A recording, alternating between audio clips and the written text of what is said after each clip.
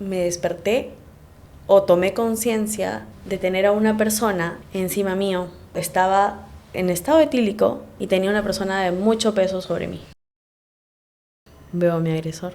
Y ese día sentí tanta ansiedad. Fue creo que mi primer ataque de pánico, que llegué a mi casa y llegué a tomarme más de 3 blisters de clonazepam. El juez nos quiere cerrar el caso como del lugar. Necesitas tú volver a hacer que la Defensoría del Pueblo intervenga porque tu caso posiblemente se cierre, pero por un evidente caso de corrupción.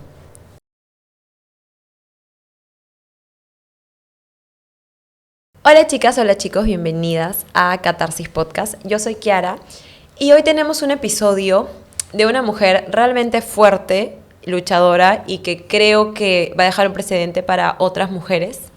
Ella es Sofía Pajares, víctima de violación sexual, y es una mujer que lleva años luchando para que se haga justicia por su caso y hoy día ha tenido la gentileza de venir a compartirnos su historia de vida. Hola Sofía, bienvenida. Hola Kiara, muchas gracias por la invitación y gracias por la introducción, me encantó. Bueno, me pongo a disposición de todas tus preguntas. Cuéntanos primero un poquito de ti. ¿Quién eres hoy día? Bueno, Sofía Pajares, tengo actualmente 31 años. Soy abogada de profesión, estoy en el mundo corporativo y soy muy apasionada por los caballos peruanos de paso. No, eso es básicamente. Bueno, cuéntanos un poco de quién era esta persona en tu vida, qué relación tenían, de dónde lo conocías, hace cuánto tiempo, para luego llegar al día de los hechos. Mi agresor estaba relacionado con el mundo de los caballos, ¿no? En el que yo he crecido o sea, mi afición viene de toda la vida, total.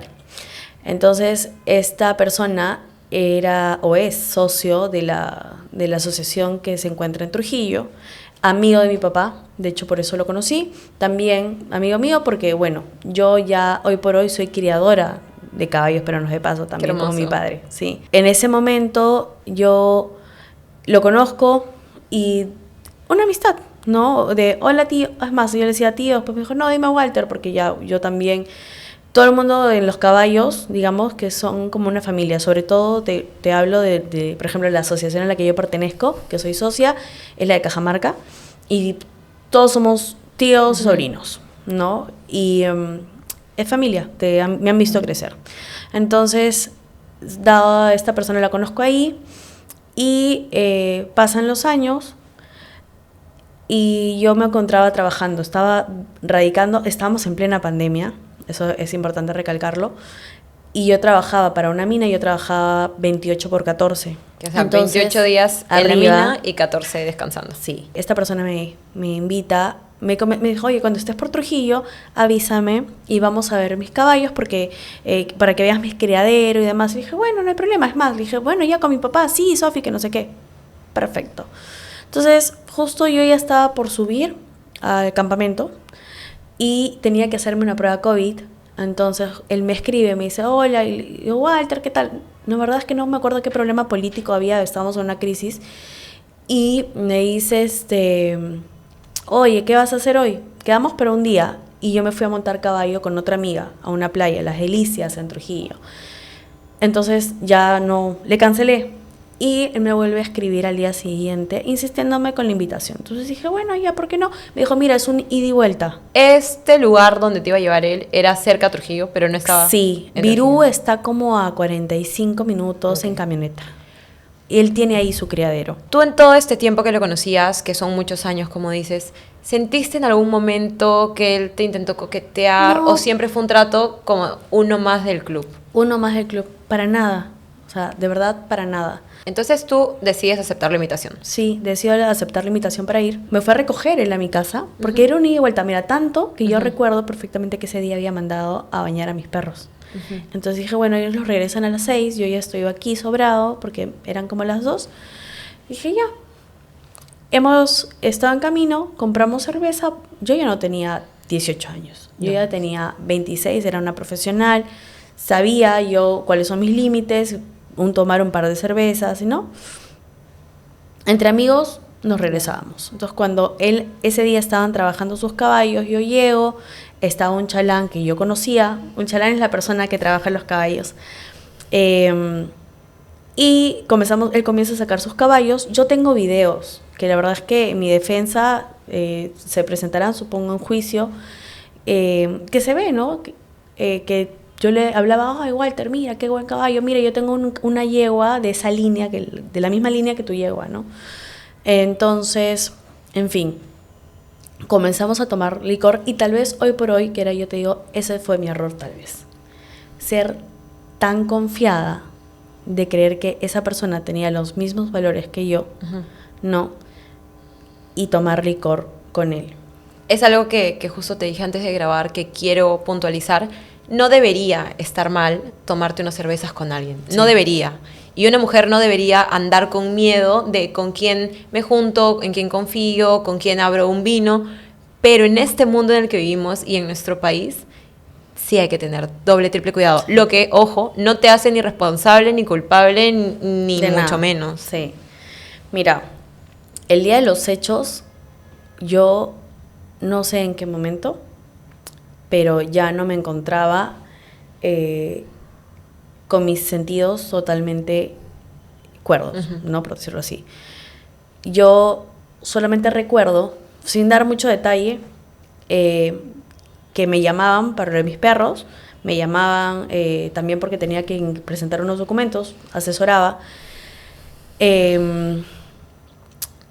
y yo le dije, vamos, y él me dijo, ya, ¿no? Y ya no solamente estábamos los dos, para esto estábamos en grupo con el chalán y las personas, porque bueno, no era la primera vez que yo en realidad salgo a compartir con amigos, ¿entiendes? Dije, bueno, pero ya me iba en dirección a la camioneta y sinceramente después me desperté o tomé conciencia, en realidad, de tener a una persona, porque no, a primera vista no lo vi a él, porque todo estaba oscuro, encima mío, ¿no?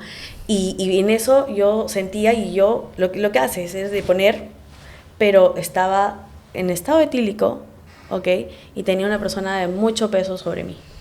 Entonces, la verdad es que a lo largo de la investigación y mis declaraciones, yo siempre he dicho que fue a raíz de que él prende la luz, no voy a dar detalles porque en verdad es muy incómodo, pero él prende la luz luego de terminar lo que me hizo, y lo veo en la pared, en la puerta, en el marco de la puerta, y supe que era él. Lo reconocí, entonces yo de ahí, él se fue de la habitación y yo lo que opté es coger mi ropa, que cuando tú te quitas la ropa, porque la defensa de él, uy, ¿qué no dice, no? Te quitas y te sacas el pantalón y lo dejas al costado, ¿no? Pero a mí me habían sacado la ropa. A mí me había sacado la ropa, había tirado mis zapatos y yo lo único que hice en ese momento fue coger todo rápido y ponerme y salir. Entonces, justo yo había tenido una llamada perdida me acuerdo, de un amigo que era mi cliente, y lo llamo, y le digo, me ha pasado esto. Pero en ese momento yo seguía como que... en shock. Claro, estaba en shock, pero acá hay algo, que era, el instinto de sobrevivencia es único, y en ese momento, que también me ayudó mucho tener esa llamada con Javier, con mi amigo en ese momento, y digo en ese momento porque he perdido bastante comunicación con él, tal vez por mí, porque me quise alejar, ¿no? Okay. Y Javier me dijo, la única manera, llegamos a la conclusión y le dije que la única manera de yo salir de ese lugar era con él. Que porque estaba alejado. Estaba muy alejado. El fondo es el tronconal. Es que los fondos suelen estar metidos, pues no cerca de carreteras grandes. Yo solamente atiné a meterme a la camioneta de él y comenzar. Mi amigo llamó a otro amigo que estaba relacionado en el mundo de los caballos también, que él conocía. Este amigo llamó a una amiga que conocía a Peña, ¿no? Porque ella también era criadora y había vivido en Trujillo y lo conocía. De hecho, era amiga de mi papá. Yo, como te digo, por ejemplo, Vane tiene más de 50 años, para que veas la edad, ¿no? Tú cuando hiciste esta llamada con tu amigo, habías salido del cuarto, pero obviamente estabas todavía dentro del fondo, y él ahí aprovecha para regresar. Claro, él supongo que, la verdad es que no sé cuánto tiempo, no sé, pero yo salí y llamé y me fui para como que en la parte de la cancha, ¿no? Okay. Lejos del grupo. Miraba el grupo, pero estaba alejado y la casa estaba así. Yo estaba en medio y acá estaba el grupo y acá estaba la casa, ¿no? Okay. Entonces yo salgo a llamar y luego me meto a la camioneta y es porque estaba. Mira, me acuerdo por flash porque es algo que también yo he tratado de... Yo he declarado, he hecho una declaración y he hecho una ampliación de declaración por consejo de mi abogado. Pero esa ampliación nunca se modificó. Volví a decir lo mismo que dije en la declaración, ¿entiendes? Okay. Eso quiero resaltarlo. Pero yo ahí sí he dado los detalles que yo me acuerdo, ¿no? Y lo mismo te digo acá. Yo llamé y muy consciente ya de que me había pasado algo y que yo estaba expuesta a algo peor, que necesitaba irme a mi casa. Claro. Y ya, mira, estábamos como te digo, en toques de queda. Claro. Eso fue en el 2020. 2020, noviembre. Entonces, me acuerdo que en una de esas, Vane, como que me acerco y le digo, y Vane se tragó la cólera y por videollamada le dijo, hola Peña, oye, ya Walter, es tarde, ¿no? Esto, sí, Ani, ya nos regresamos con Sofi, que no sé qué. No, con mi amor, como él trata de decir, porque en sus declaraciones, sus testigos, por parte para su defensa, es que él y yo estábamos tratándonos de mi amor, como pareja. Okay. Falso. Es más, Kiara, el día de los hechos, yo llamo a mi papi. Porque yo no estaba haciendo nada malo, me fui con un amigo que estaba en el mundo de los cabellos, al igual que él y yo, o sea, que mi papá y yo, y le llamé y le digo, papi, estoy donde Walter, he venido a su criadero. Ay, qué bueno, hijita, hicimos una videollamada, ya Walter, sí, cuídala, que no sé qué. ¿Con qué cara este hombre te hace esto después de haber conversado con tu papá? Pero, ¿cómo es, no? La vida te puede cambiar en cuestión de segundos. Y bueno, yo llegué a mi casa, me fui hacia mi casa, ya salimos de ahí, la verdad es que exactamente la hora no, pero ya era tarde y era toque de queda. Él te lleva. Sí, y nos vamos con el chalán, que como te digo, que le había trabajado también con mi papá y que él estaba trabajando sus caballos, porque los otros eran los que vivían por ahí, que cuidaban su fondo. Y en la camioneta, para esto tuvimos un pequeño percance porque la camioneta se volcó, porque él también había ingerido alcohol y no sé, hizo una mala maniobra, no sé, la verdad, pero la camioneta se volcó en un cañaveral que estaba por ahí. ¿Verdad? Sí, gracias a Dios. La camioneta se accidenta. Nosotros estamos en esta dirección, o sea, hacia adelante, y la camioneta va por un costado. Y me acuerdo que tuvieron que venir los chicos de atrás, del fondo, que se habían quedado para ayudarle con un carro a salir. Y ahí nos demoramos unos minutos, 40, qué sé yo. Y mira, en todo ese trayecto yo solamente quería llegar a mi casa. Qué terrible. Yo despertaba al chalán que estaba cabeceando, porque cada vez que el chalán se quedaba dormido, él me ponía la mano aquí, ¿no? Y yo estaba en llamada, yo no colgaba la llamada, que era la tripartida con Javier, con Juan Carlos y con Vanessa, que en realidad ellos son los que estuvieron así, o sea, que yo les conté en ese momento, que ellos me han escuchado en mi estado de shock, ¿no?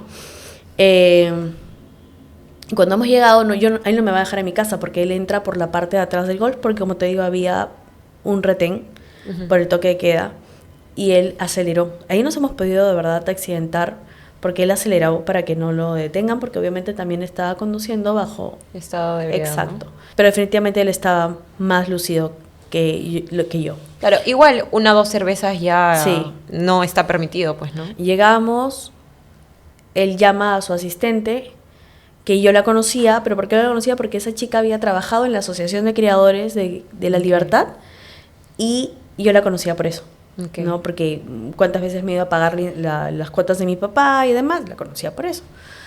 Entonces ella pide un taxi, pide 2 y yo me voy en el primer taxi y yo no me despedí, me dije chao, me fui. O sea, yo lo único que quería era llegar a mi casa. Y en el trayecto me para un policía y en ese momento, justo, y te digo por qué, porque en la declaración supuestamente llevan al taxista que me llevó a declarar, indicando que yo estaba tranquila y esto. Yo estaba, si el taxista realmente hubiese sido el que me fue a dejar, hubiera dicho todas las cosas que yo le dije a Vanessa que iba a hacer. Tú fuiste de camino a tu casa por teléfono Con contando Vanessa, y diciéndole. sí, a Vanessa contándole, o sea, porque Vanessa me decía, ¿qué hacemos?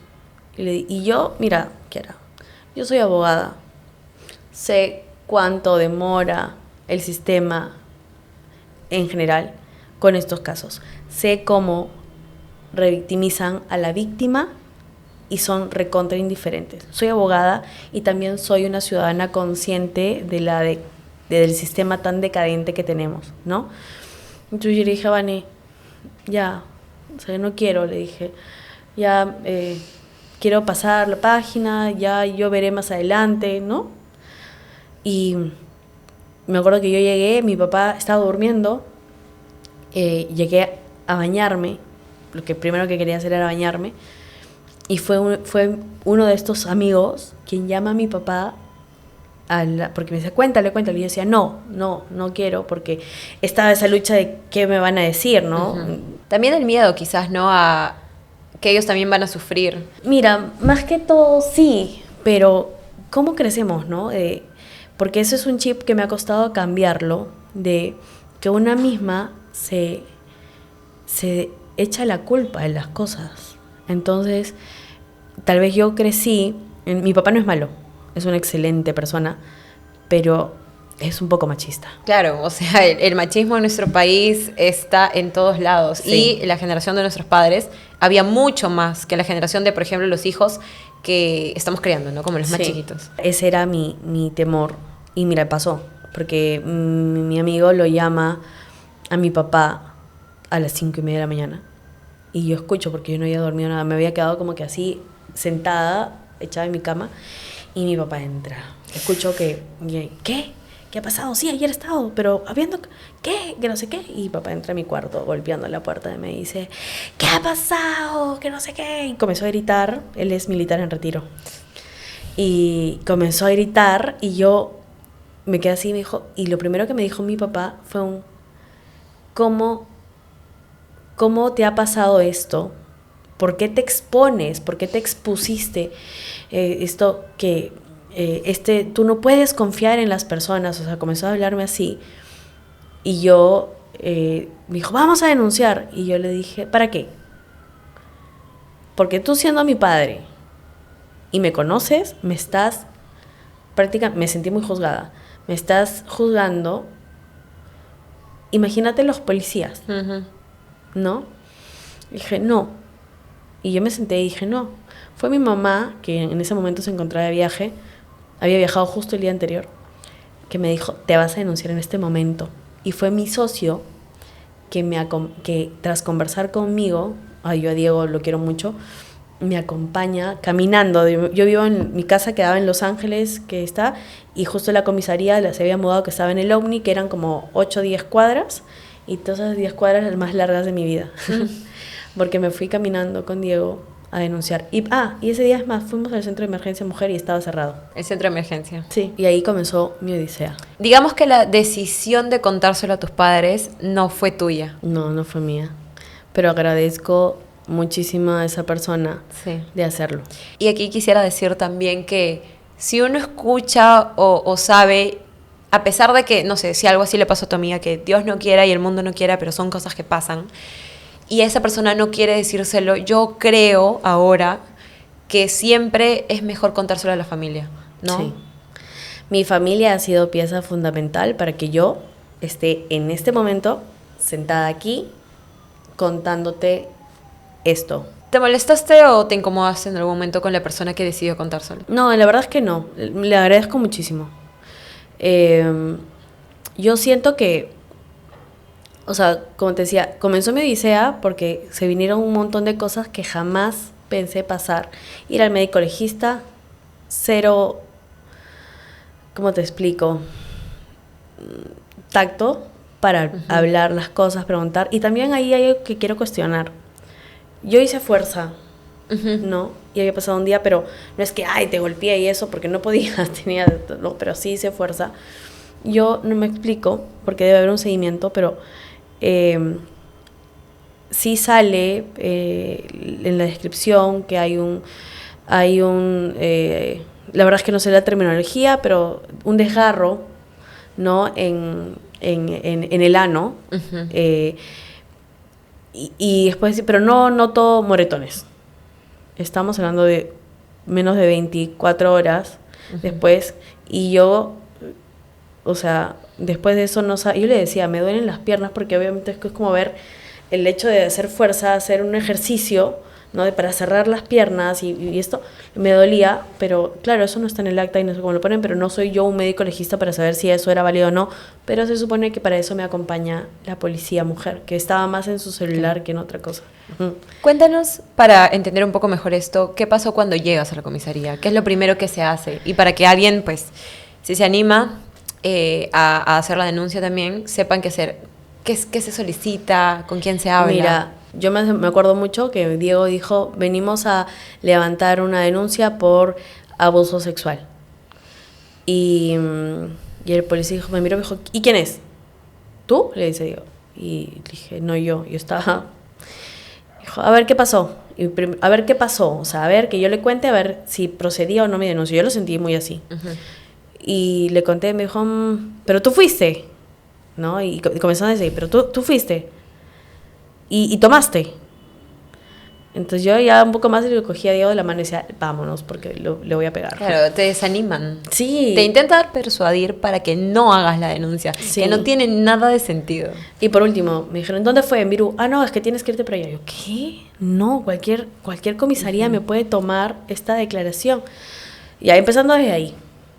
4 horas estuve sentada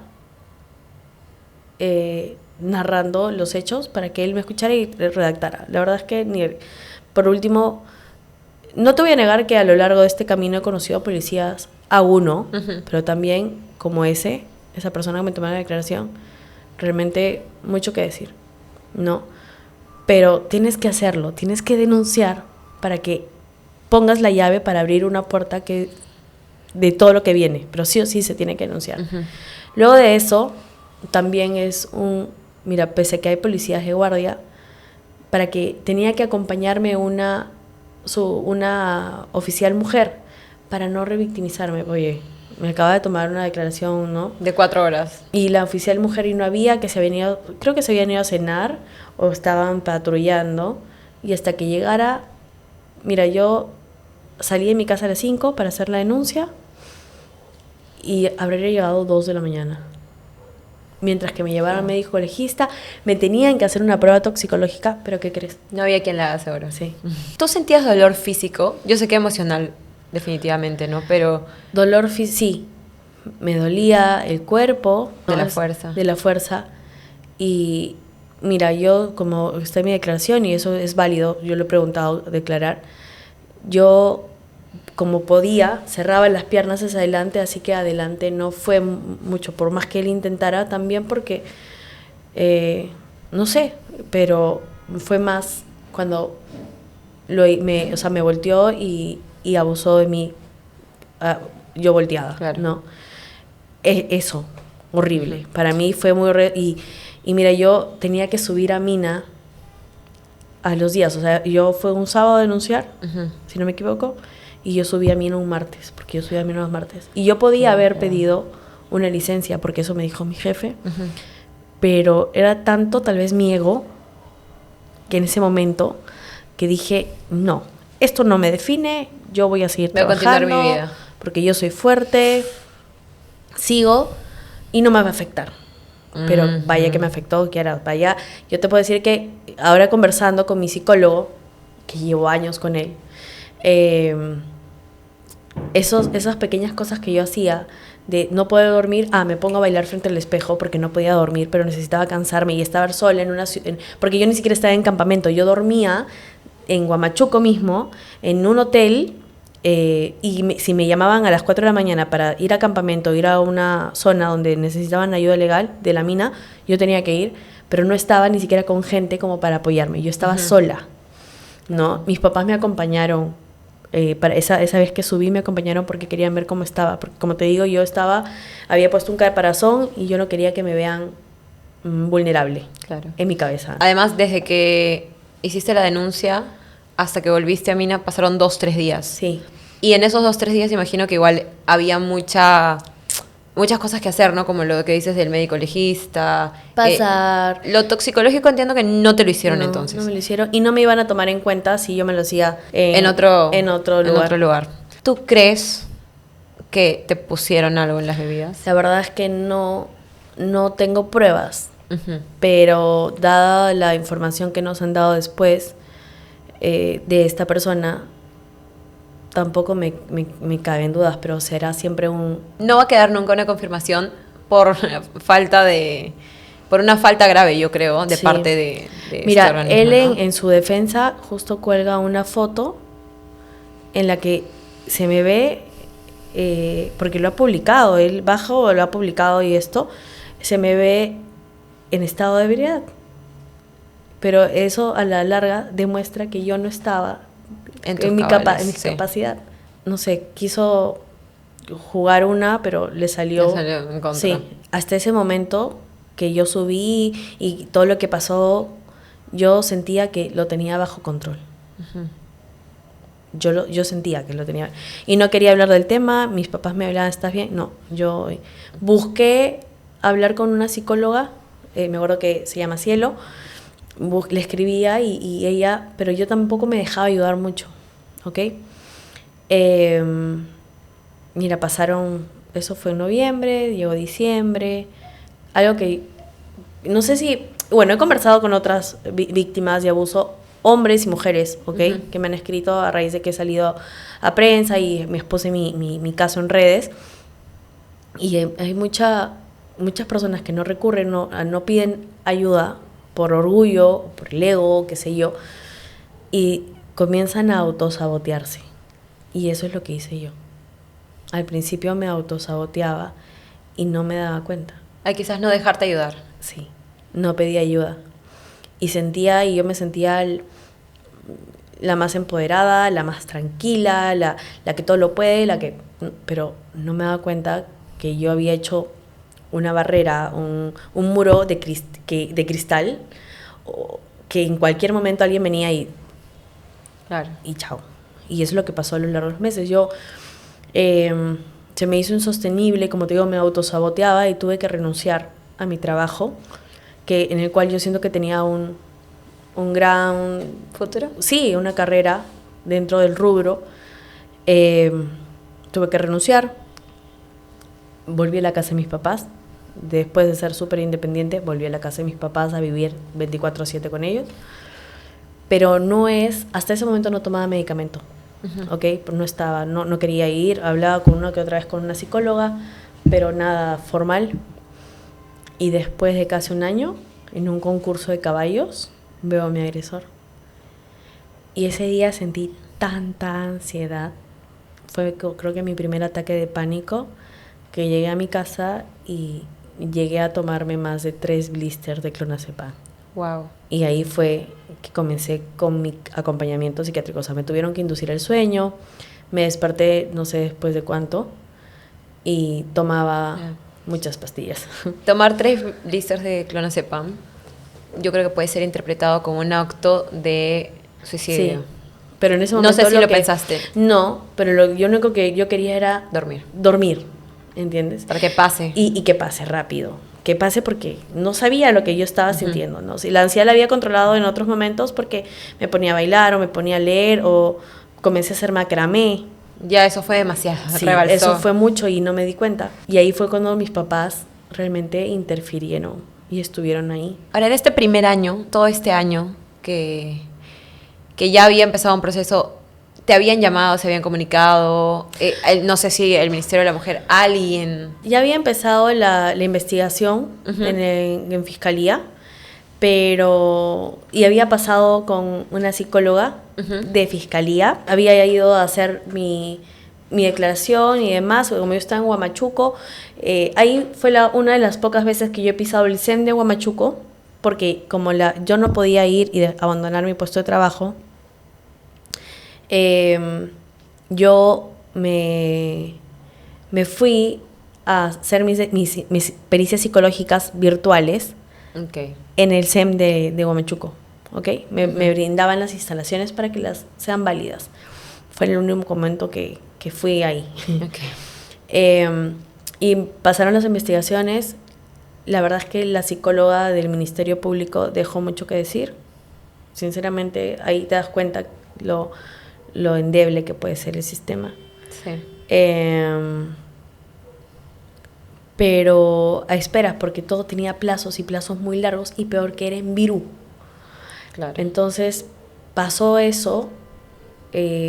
Yo estaba en eso, que declaraba, tuve que contarle a mi jefe. Cuando mi jefe se entera, como creo que se enteró en enero, cuando yo aún estaba trabajando, enero, febrero, me dijo, ¿por qué no me dijiste nada?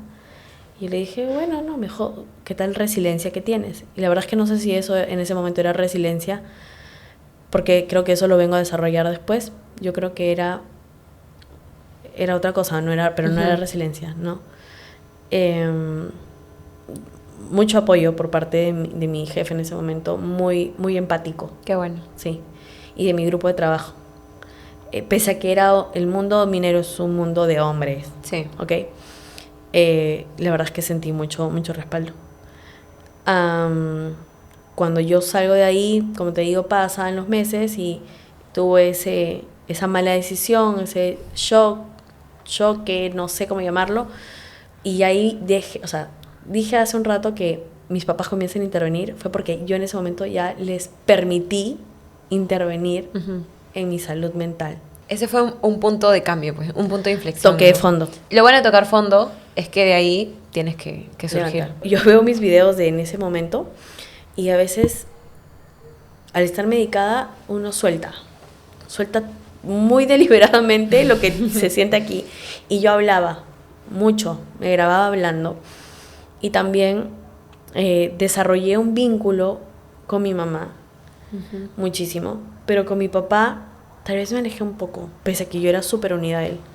No sé si por vergüenza, porque yo sentía culpa. A lo largo del tiempo lo cambié.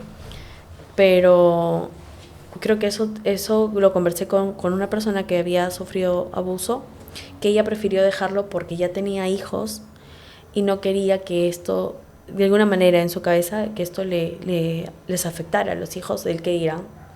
Pero ella me dijo que ella había sentido lo mismo, y era por la medida que uno crece, el machismo Claro. con el que crece, dice no, y marca ahí la distancia, y al final queda eso como una herida. Y eso ella he tratado a lo largo de estos años, que no quede con mi papá, que no fracture, que no quiebre la relación que yo tenía con él, ¿no? Mira,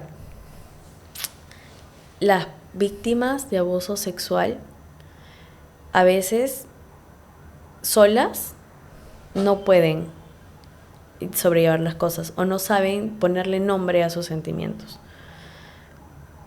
Yo creo que al final importa mucho con quién te rodeas. Totalmente, porque para cualquier persona es importante tener un círculo de apoyo, una red de apoyo, alguien en el que puedas recostarte, que sepas que van a estar para ti, sea la situación en la que estés. Entonces, creo que rodearte de la gente correcta, que te entienda, que sea empática, ¿no? Que no dude de ti.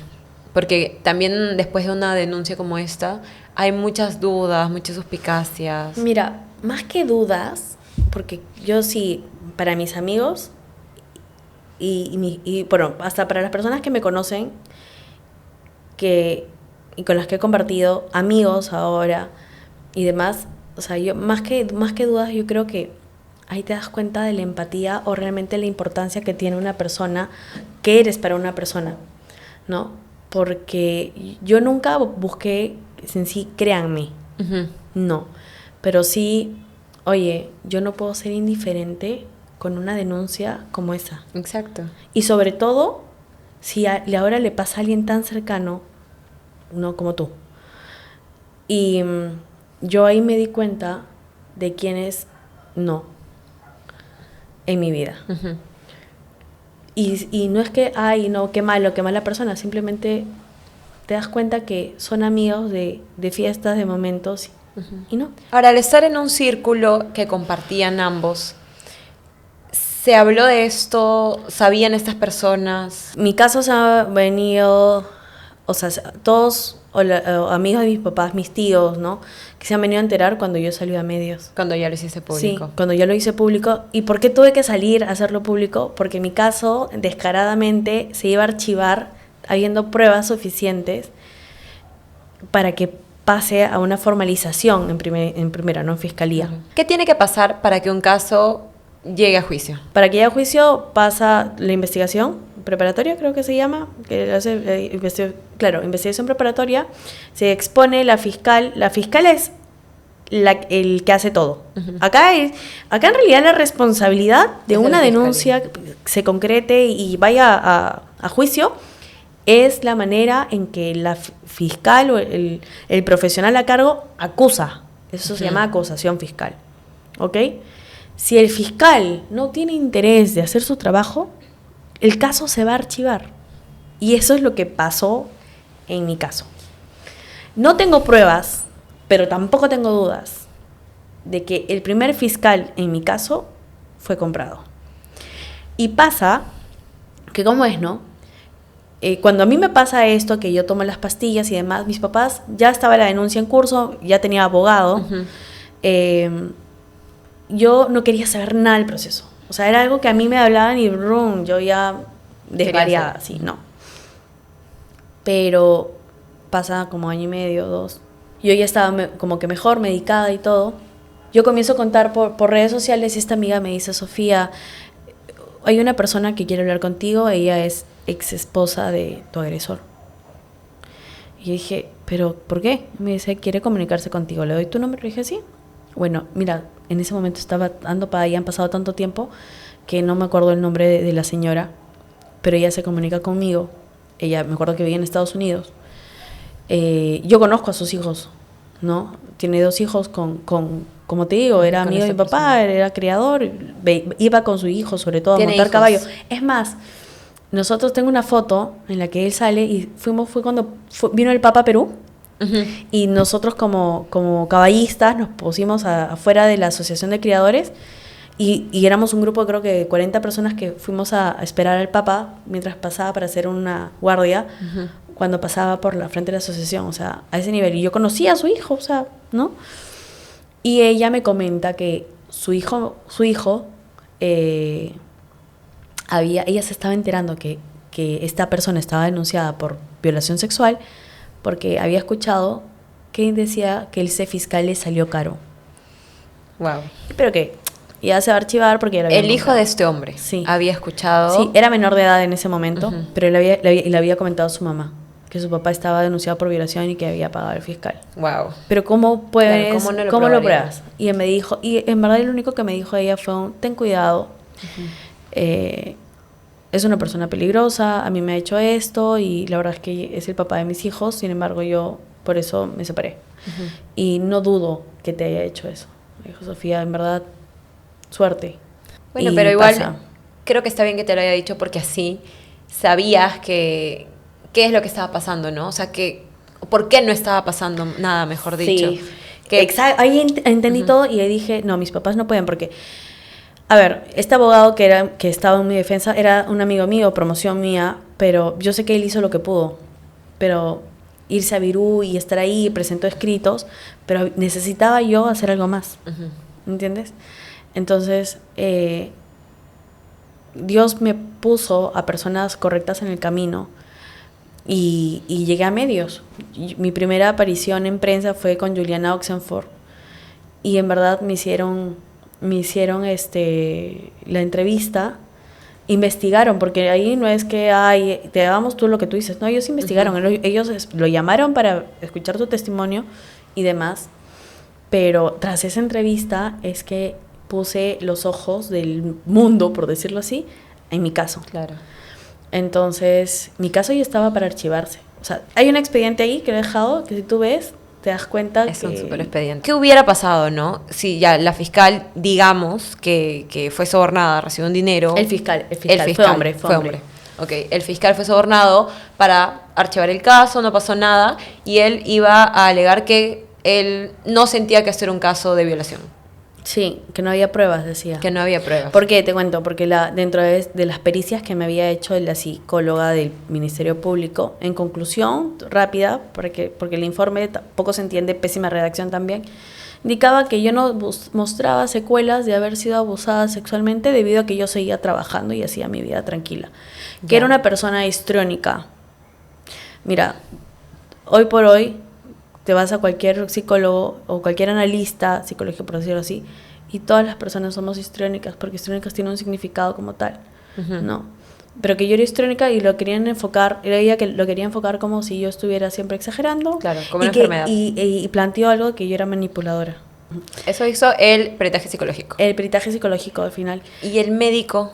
El médico legista había dicho que sí había esto, pero ella dijo que yo no tenía un comportamiento porque yo seguía haciendo mi vida normal. A lo largo de esto me fui enterando cada cosa, que el fiscal lo sacaron. Yo solicité que lo sacaran de mi caso, lo removieran. Eso te iba a consultar, que es importante también saber, ¿no? Uno puede hacer eso, uno puede pedir... Lo que pasa es que tiene que realmente demostrarse, se presenta escritos. Ahí, como te digo, mi abogado hizo un buen trabajo y presentó un escrito para que se aperturara una investigación y eso se eleve, porque así como en el Poder Judicial, que pasa según instancia, igual se eleva y lo ve una fiscal superior. Entonces ella analizó, porque estaban archivando mi caso y ella dijo, no, aguanta, no, acá no. Pero él siguió haciendo mi caso y yo solicité de nuevo que lo saquen. Y bueno, ya fue muy obvio y realmente me cambiaron de fiscal. Era una doctora, no me acuerdo ahorita cómo se llama, pero mira, pasó tanto tiempo, de los hechos 2 años, 3 años, el año pasado recién me cambian a otra fiscal, porque ya la anterior sí hacía su trabajo, realmente la primera fiscal acusó todos los medios, realmente. Yo me sorprendí mucho, me sentí muy aliviada de que las cosas se alinearan tanto para que mi caso por fin esté avanzando, pero todavía había un techo, que era el juzgado unipersonal de Virú. Okay. Entonces, para esto, el fiscal te hace las preguntas, porque vuelven a hacerte las mismas preguntas. Yo creo que es por ese horrible procedimiento, muchas víctimas es que abandonan el caso. Por supuesto, y por falta de recursos, porque sí, pagarle a un abogado, estar viajando, yendo, pidiendo permiso. Es muy caro. Es difícil denunciar. Sí. Por eso la gente no lo hace. Exacto.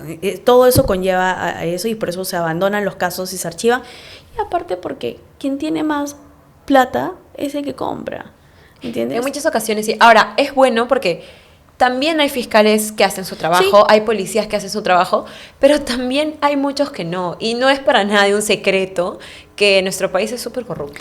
Cuando sacaron el fiscal apellida Recalde, el primer fiscal. Cuando me decían tantas cosas de él, y decía, bueno, ya. Pero yo no me iba a quedar tranquila de que él archive mi caso. O sea, no había forma, teniendo todas las pruebas, habiendo un caso por sustentar, no iba a dejar.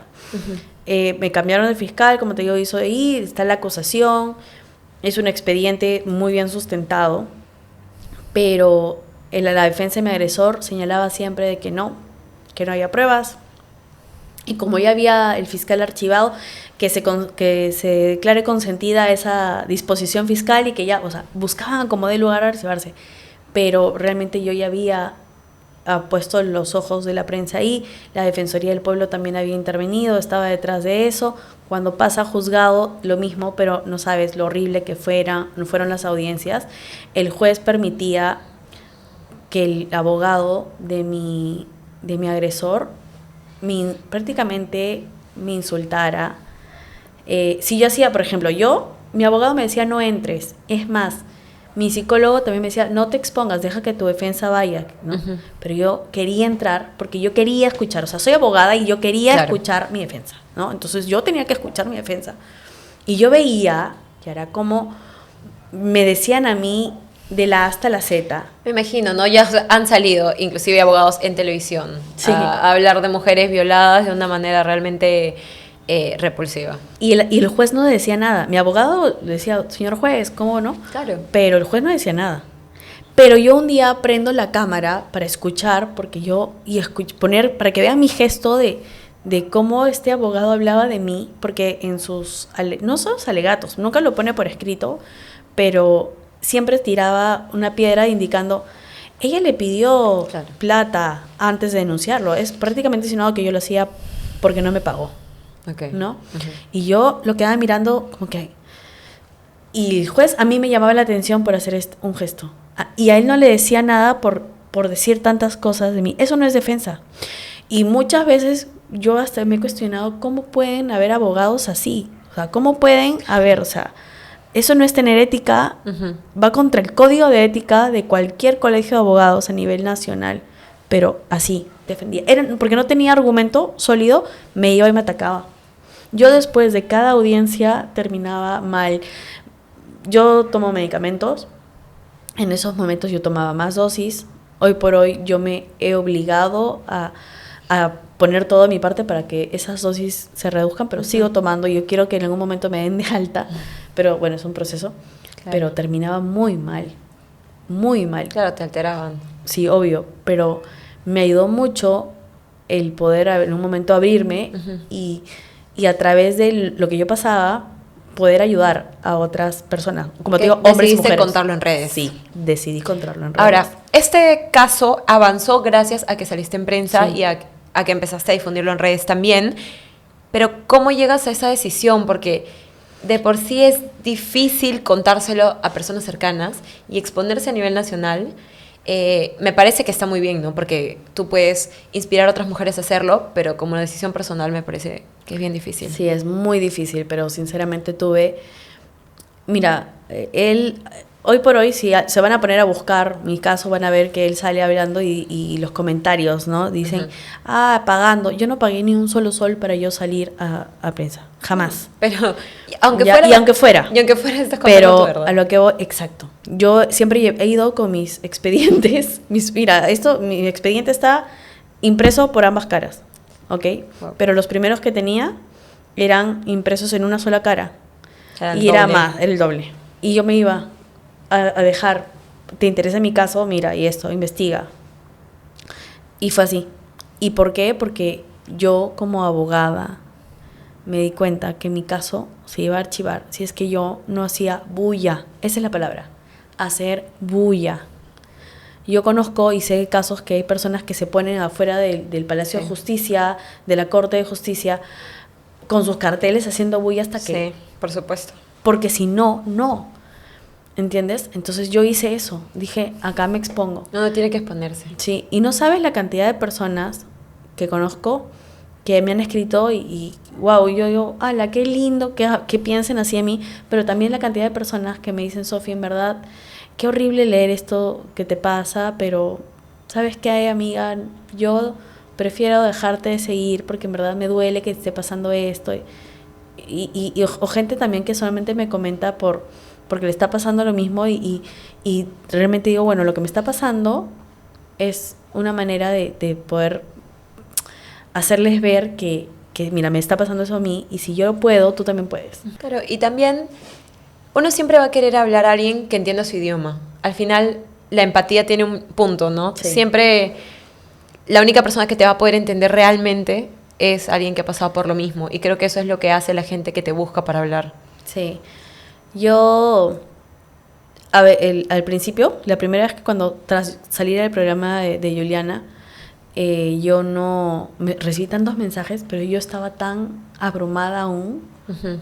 Porque yo recién estaba aprendiendo, digamos, a caminar sin muletas, de lo que estaba, ¿no? Que yo me acuerdo que en ese momento aún vivía en Trujillo, y me hacía mal, ¿no? Claro. Entonces... no respondí todos los mensajes, yo he respondido mensajes después. Ya viviendo en Cajamarca, cambié de abogado. Tuve que cambiar de abogado porque mi abogado se fue a hacer un máster al extranjero y yo sentía que no estaba dando la importancia al caso y necesitaba que muevan mi caso sí o sí. Entonces cambié de abogado y este abogado, bueno, me dijo, Sofía, las cosas acá. El juez nos quiere cerrar el caso como del lugar. Necesitas tú volver a hacer que la Defensoría del Pueblo intervenga porque tu caso posiblemente se cierre, pero por un evidente caso de corrupción. Entonces volví de nuevo. Me acuerdo que estaba en Cajamarca y me fui a la casa de una prima y le dije, ayúdame a grabar. O sea, si yo solita, sin contarle a mi mamá, dije, voy a hacerlo por TikTok. Me grabé y le pedí a un amigo que sabe editar, y le dije, Ale, ayúdame. Y en verdad, ese día por la tarde ya tenía el video y dije, esa hora nunca, ya estoy sobre el burro, me subo y voy con todo. Volví a exponerme. Y es exponerte porque te expones Claro. a comentarios que pueden apoyarte y a comentarios también de gente muy ignorante, porque son personas ignorantes en el sentido de qué feo comentar así. O sea, Claro, por supuesto. ¿no? Pero ¿sabes una cosa? Esta segunda vez, como la primera, porque yo me he puesto a ver los comentarios en YouTube de mis entrevistas, pero esta vez en TikTok, que salí, no había comentario negativo. Solamente uno, que fue una chica que yo sabía que le habían pagado para hacerme esto, pero no tuvo mucha acogida. Pero qué lindo leer los comentarios de las personas. No sabes lo bien que me sentí, porque me sentí muy respaldada. Qué bueno, porque exponerse a redes siempre es un arma de doble filo, ¿no?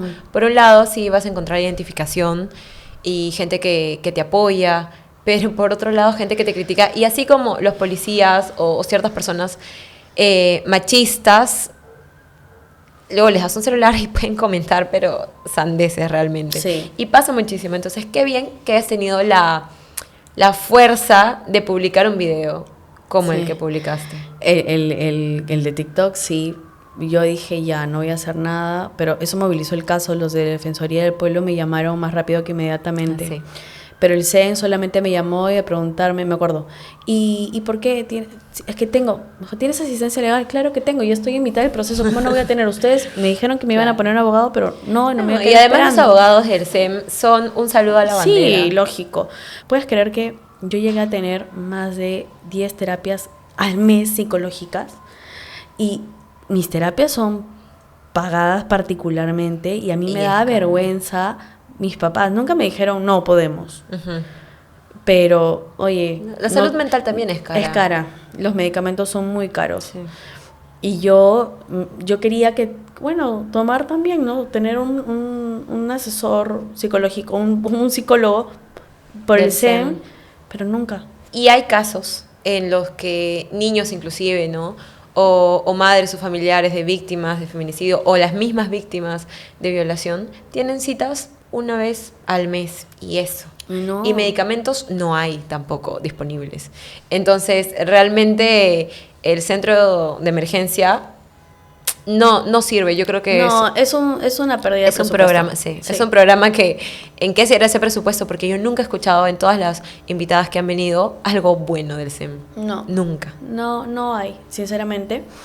Yo, como te digo, quise apoyarme en el SEM, pero no.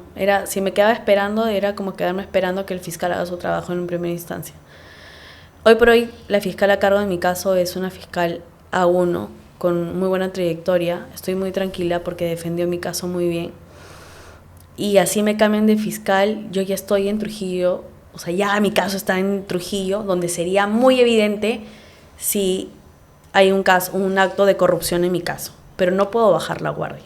Claro. Ok, pero para eso tengo un buen abogado que está ahí. De Virú pasó a Trujillo. De Virú ya pasó a Trujillo, pero es que mi caso ya se iba a archivar. No sabes las veces que me reprogramaron la audiencia para que dictan la fecha y no sabes, claro. Yo concuerdo que me dio tanta ansiedad que me ardía la boca del estómago y no pude dormir. Y lloraba y llega el día y me dicen, se reprograma la audiencia. ¿Por qué?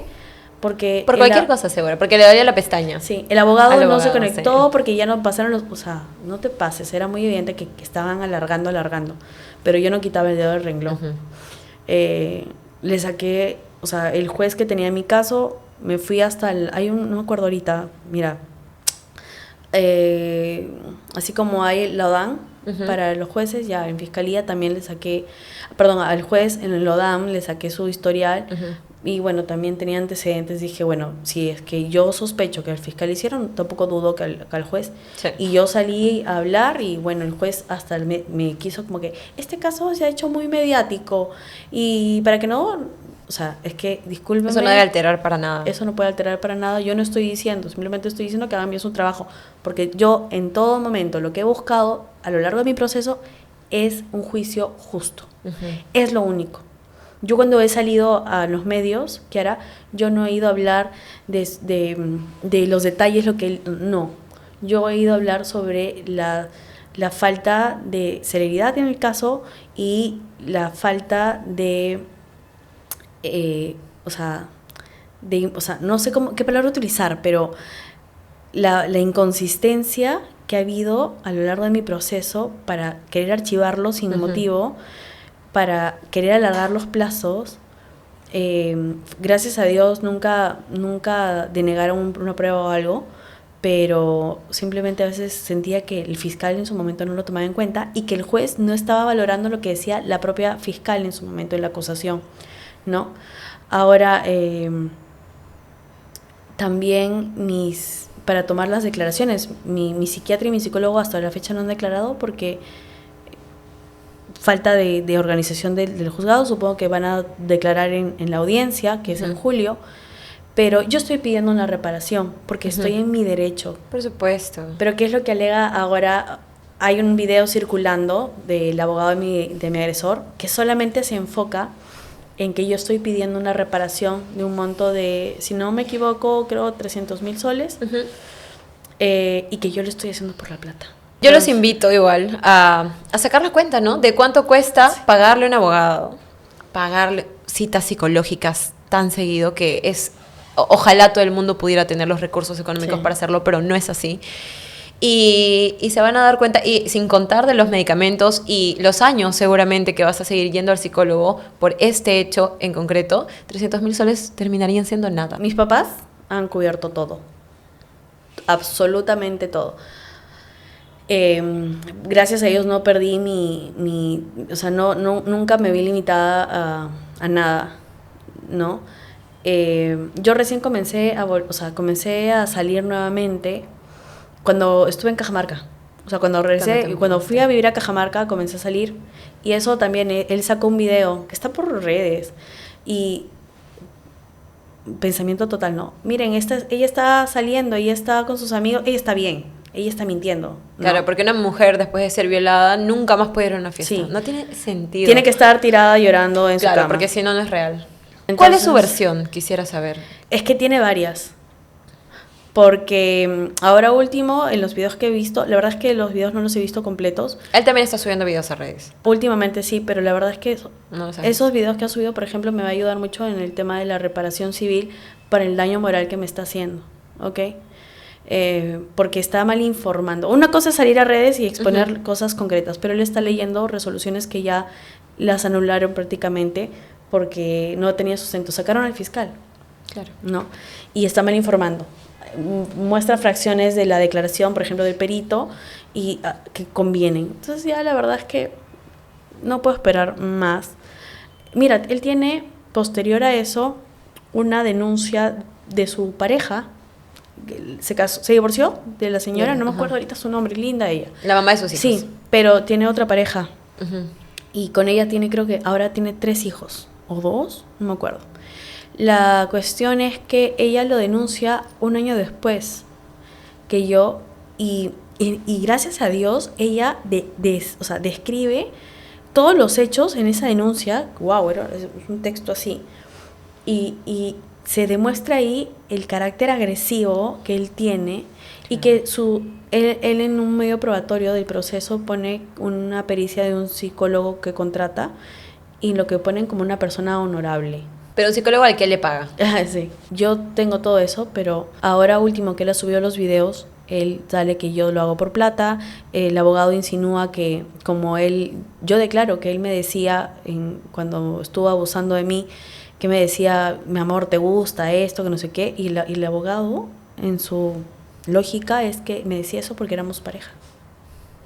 Y gracias a Dios hay gente muy inteligente que pone, ¿no? Oye, más que pareja, eso lo hace para él estimularse, ¿no? O sea, y todo ese tipo de cosas que yo sinceramente hice un comentario, lancé un comunicado indicando de que yo iba a actuar contra el abogado correspondientemente en el Colegio de Abogados de la Libertad, ante la Comisión de Ética y que yo no iba a dar ninguna declaración porque yo siempre he buscado un juicio justo y seco. Pero lo que voy es que yo no tengo la necesidad de pagarle a nadie para un espacio en la prensa o en medios en general, ni mucho menos para que la gente me defienda. Porque por lógica todos los comentarios que han habido ahí era interesada, manipuladora, arribista, lo haces por plata, anda, trabaja, y todos eran, Walter es una persona honorable. Era un copia y pega, o sea, se notaba que había, no, pero ¿sabes qué? No me importa. O sea, ya estoy en un punto en que estoy esperando muy ansiosa que se lleve a cabo el juicio.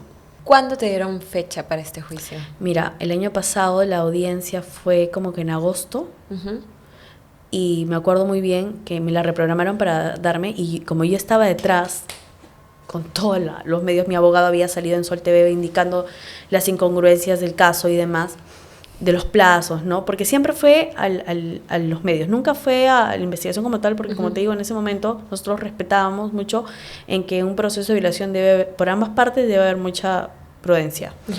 Pero nosotros sí nos quejábamos de la corrupción evidente que había en mi caso. Fue en julio y me acuerdo que el juez, como yo lo había quejado creo, el juez agarra y dicta y dice, bueno, la sentencia la voy a leer mañana, pero de una vez adelanto para evitar suspicacias, lo dijo por mí. El caso va a juicio. Okay. Eso fue como que en julio y recién pasa a Trujillo ya, pero me notifican la audiencia de juicio oral para noviembre del 2025. 3 de noviembre del 2025. O sea, un año y medio después. Y con esa fecha ya casi se cumplían 5 años desde los hechos. 5 años, imagínate. 5 años. Entonces, cuando me notifican, yo pataleé, lloré, pero dije, bueno, pero mi abogado me dijo, no, Sofía, esto no puede ser.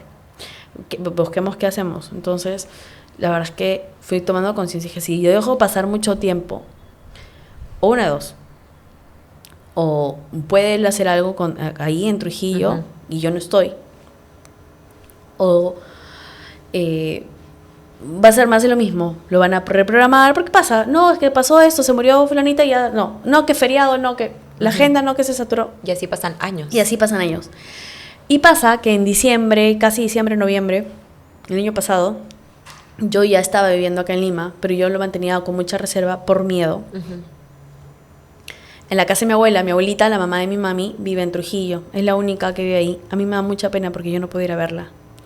¿Ok? La última vez que fui fue para, creo que noviembre, que viajé. Y mi tía le manda una foto a mi mamá. Mi mamá estaba en Cajamarca. De que había llegado una nota. ¿A la casa de tu abuela? A la casa de mi abuela. Pero una nota en una hoja bond, la habían dejado en la puerta, que prácticamente me amenazaban de que si yo seguía, dile a tu sobrina, o sea, sabían que ahí vivía mi tía, si yo seguía con el juicio, iban a resultar heridos mis familiares, porque sabían, nos tenían vigilados en la casa de Lima, de Cajamarca, de Trujillo, creo que me habían puesto Piura, no me acuerdo, lo tenían vigilados. ¿Tanto dinero crees que pueda tener este hombre como para no solo comprar al fiscal, al juez, sino también tenerlos vigilados? Él al igual, no voy a decir que yo, porque la verdad es que estoy construyendo un futuro, pero al igual que mis papás, él tiene capacidad económica. Y como yo lo dije, la diferencia entre él y mi familia es que mis papás utilizan el dinero para crear experiencias, para estudios, para vivir bien. Pero la verdad es que él está malgastando su dinero, porque no me cabe dudas que está gastando para comprar prensa, bueno, ni siquiera prensa, porque son videos elaborados así con inteligencia artificial, porque no le dan cabida, no tiene pruebas, ¿ok? Para comprar a personas que utiliza para atacarme. Está en estas grabaciones que hace él, señala que mi papá, como es militar, le está haciendo reglaje.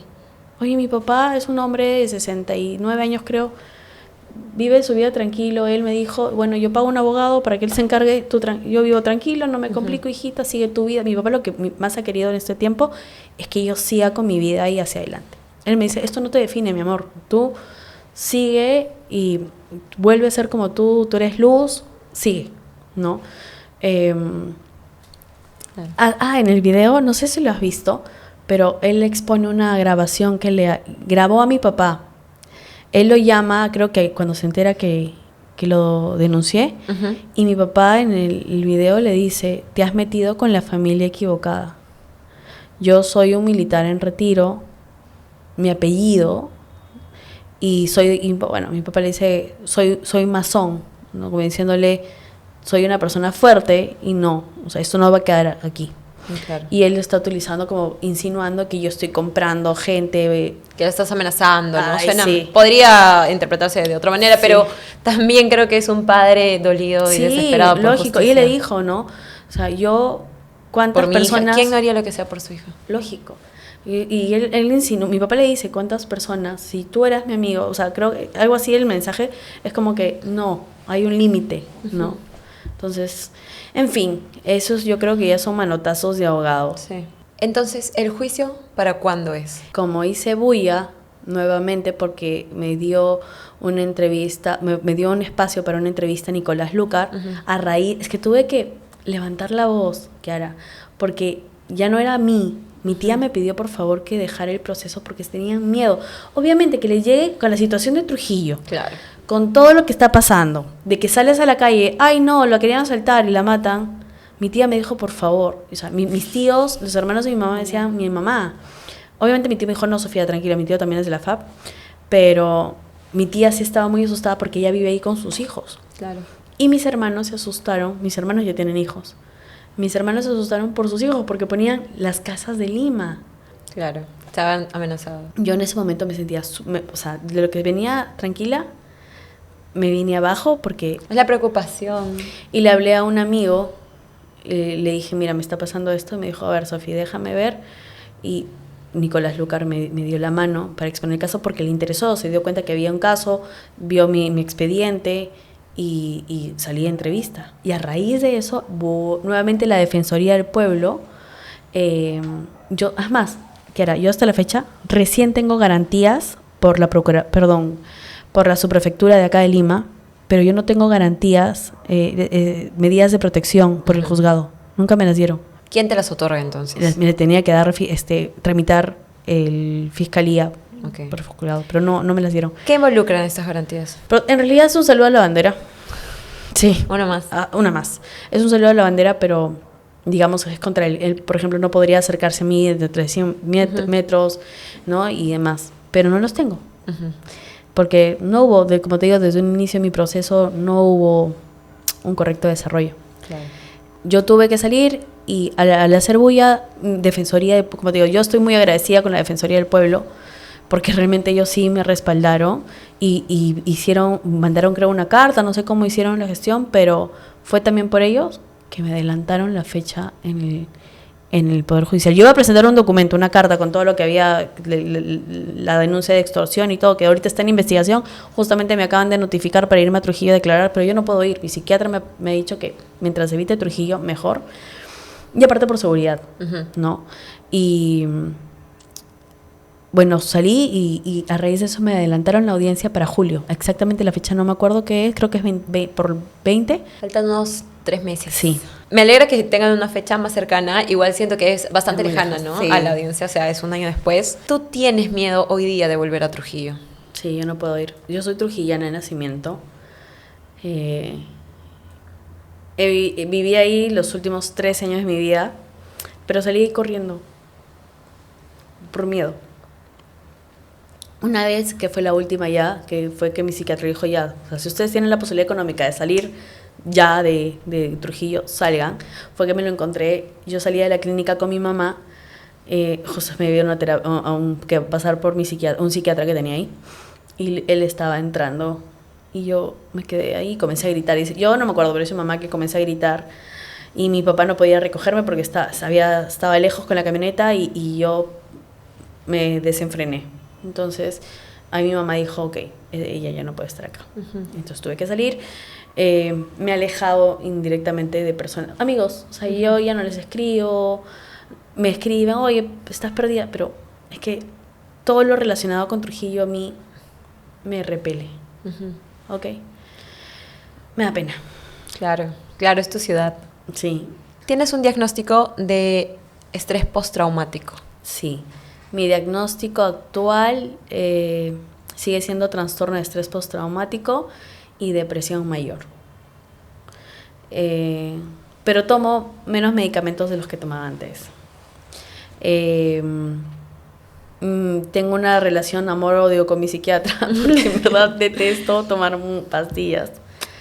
Pero entendí que si quería recuperarme, y quiero dejar de tomar pastillas, tengo que culminar el tratamiento. Claro. Es importante, o sea, así como hay diabéticos que necesitan tomar insulina, muchas personas necesitan tomar pastillas para continuar. Y no todos necesitan tomarlas para siempre, ¿no? Exacto, eso es. Me costó muchísimo entender eso. Es que no sabes, A ver, yo he concluido que, gracias a Dios, soy una persona con muchos recursos propios que me han ayudado a sobrellevar las cosas de una manera buena. Sí, me autosaboteé, sí, me tiré al suelo y demás, pero tengo una muy buena familia que estuvo ahí, mis hermanos, mis papás, mi familia en general. Pero también soy consciente de que yo he tenido fuerza interna. Claro. Y también he buscado, aparte de las terapias psicológicas y psiquiátricas, otras alternativas para poder recuperarme rápido, según yo, que me han ayudado a entender. Muchos me preguntan, ¿tú odias a tu agresor? No lo odio, pero tampoco es que le deseo, o sea, Dios no.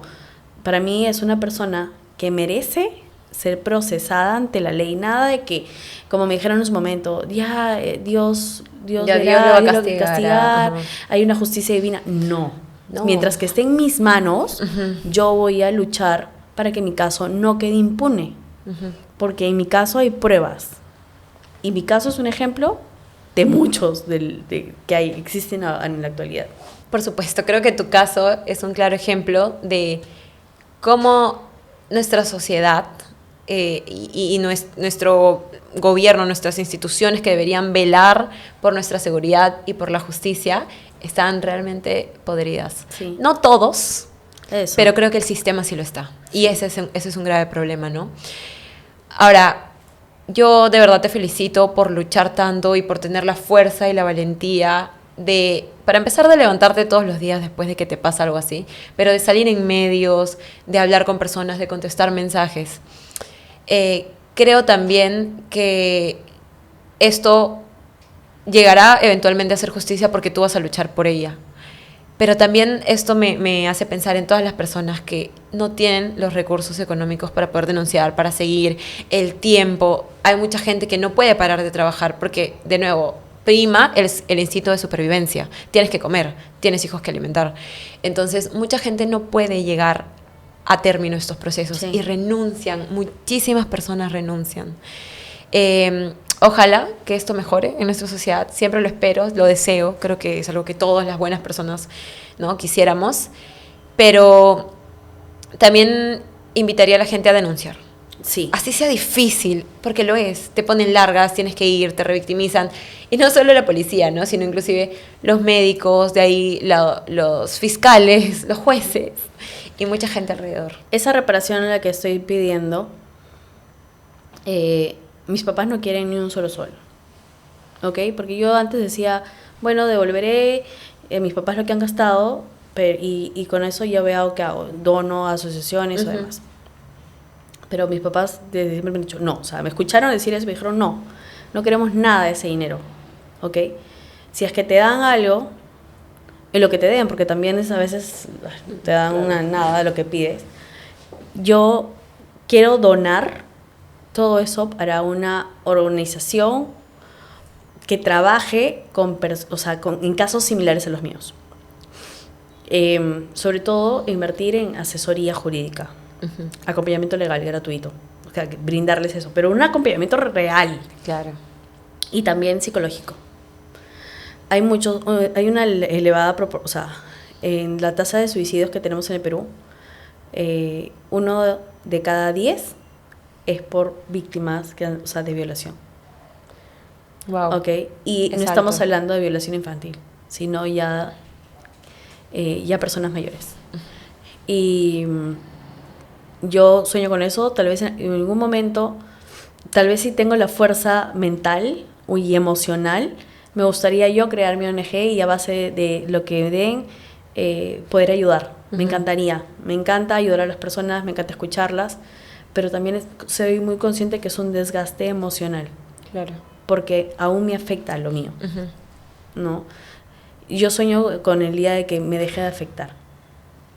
Pero ha interferido tanto que hoy por hoy estoy aquí sentada contigo, vengo feliz de mi trabajo porque me reinserté después de mucho tiempo, que justo lo que me pasó, te contaba, yo siento que influyó mucho en que, o sea, el volver a reinsertarme laboralmente, porque lamentablemente nos discriminan o no son conscientes en que una persona con depresión o con trastorno de estrés postraumático puede tranquilamente trabajar ser funcional. porque está tomando medicamentos. Exacto, ser funcional y darlo todo. Y es más, es una manera de ayudar a que esta persona supere.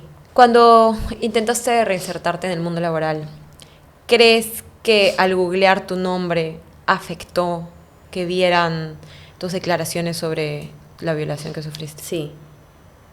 Una vez le comentaba a mi psicólogo, fue como que el año pasado, para noviembre, era para una jefatura. Y me senté y ya estaba en la entrevista final, había pasado como 4 etapas. Y me preguntaron, fue muy directa, y estaba un compañero de ella. Y me dijo, mira, hemos buscado y sabemos lo que te está pasando. ¿Tú crees que te sientes en la capacidad de trabajar bajo presión?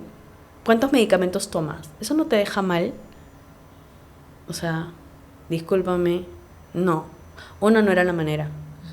Y 2, o sea, mis habilidades, tanto blandas, no, como las otras, o sea, no va a interferir con eso. Afectadas. Sí, pueden darse, pero si yo estoy siendo consciente que vengo a buscar un trabajo, no me vas a descalificar por eso, ¿entiendes? Si yo te estoy demostrando en las pruebas que me envías o no, que puedo dar la talla para el trabajo, sobre todo mis conocimientos, ¿no? Pero bueno, pasó y así he pasado varias, ¿no? Y yo ya estaba a punto de tirar la toalla. Dije, ya me dedico a la empresa familiar, no hago nada, pero no, era ya un tema de mi checklist de volver a mi vida normal, que yo quería reinsertarme laboralmente, entrar de nuevamente en el mundo corporativo, ¿no? Que es totalmente distinto.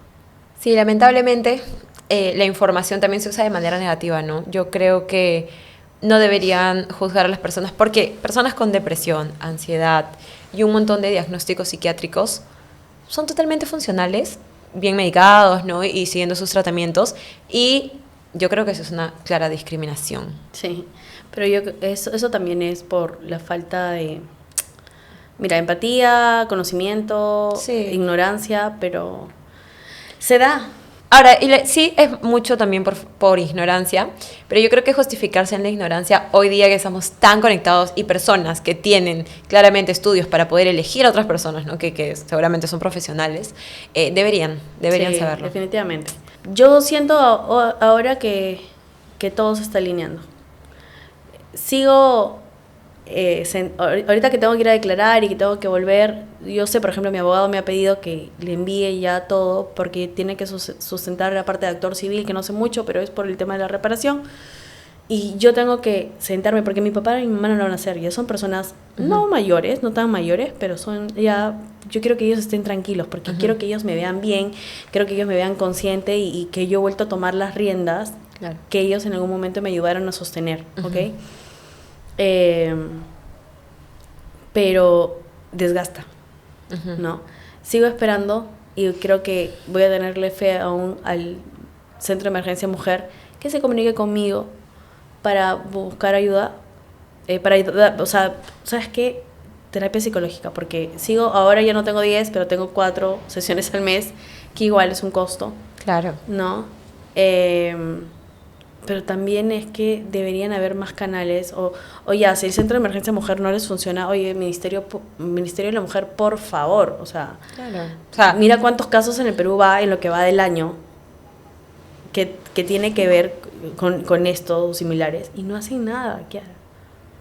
O sea, estamos en el 2025 con una crisis política total, pero aún con crisis política los ministerios tienen presupuestos para ejecutar proyectos y no lo hacen.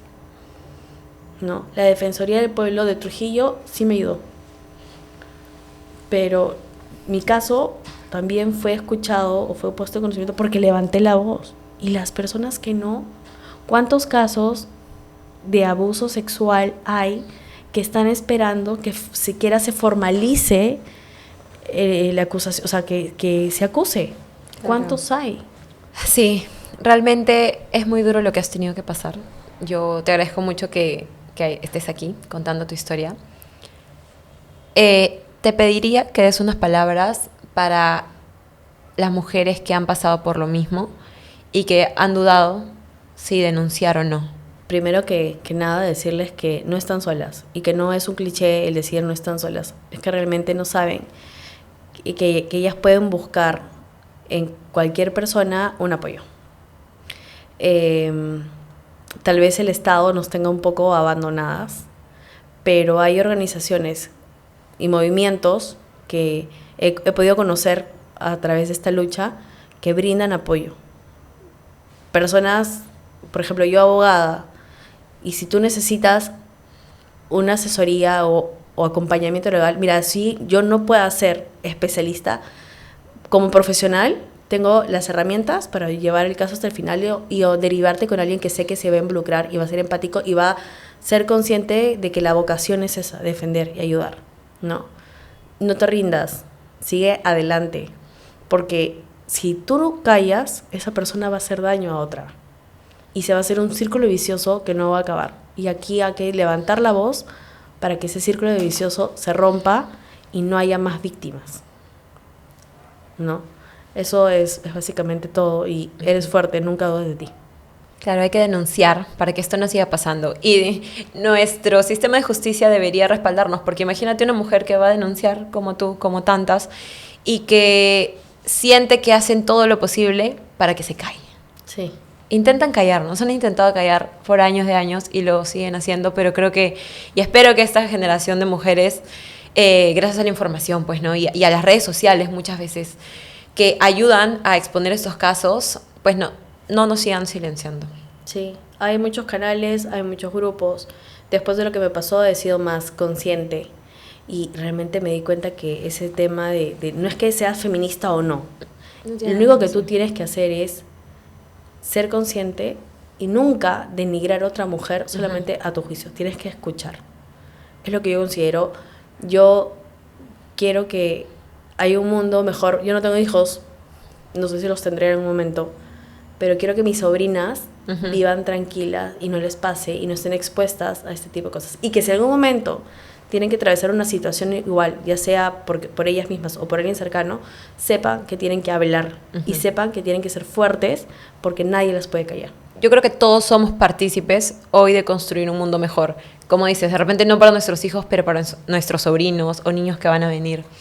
Entonces, de nuevo, creo que el caso de Sofía demuestra, una vez más, las deficiencias que tienen nuestros sistemas, todos nuestros sistemas. Creo que ella es súper luchadora y realmente admirable. Tengo fe de que este caso llegue a un buen término, se haga justicia y que esta persona no esté suelto para hacerle daño a otras personas. Sí, tengo fe de que, porque como siempre lo he dicho, aún creo en la justicia. Y porque creo en la justicia, sé que mi caso va a llegar a un tema final. Ahora ya, si más adelante o con sentencia o no, él es recluido, ya queda en la justicia y acelerar.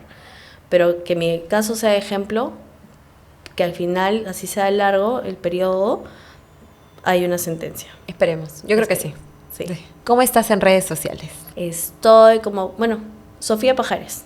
En todas las redes sociales. Ahí pueden ver un poco más del caso también. Pueden ver un poco más del caso y también dejo abierta la ventana para que puedan escribirme, ya sea para contarme y ver la manera en cómo podemos ayudar, ¿no? Eso es tu lucha, como he dicho, y siempre le he dicho cuando he salido ya a las calles, porque me he involucrado en marchas y demás, tu lucha es mi lucha, porque mi lucha es tu lucha.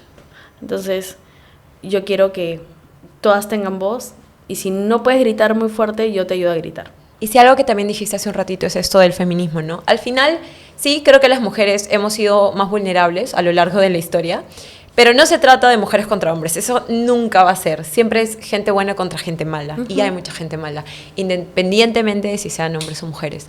Entonces, bueno, ahí pueden ver el desarrollo del caso. Yo espero pronto tener una sentencia y vamos a estar atentos. Te agradezco mucho por venir, de verdad. Espero que, y creo que, sirves de ejemplo para muchas otras mujeres. Gracias, Kiara. Igual, muchas gracias por la invitación y ya estaremos en comunicación. De verdad, muchas gracias por todo lo que haces, por abrirnos la puerta a visibilizar casos como el mío. Haces una gran labor. Muchas gracias. Gracias a ustedes por ver este episodio. Ya saben, pueden ir a seguir a Sofía. Abajo van a estar sus redes sociales. Nos vemos en el siguiente. Adiós.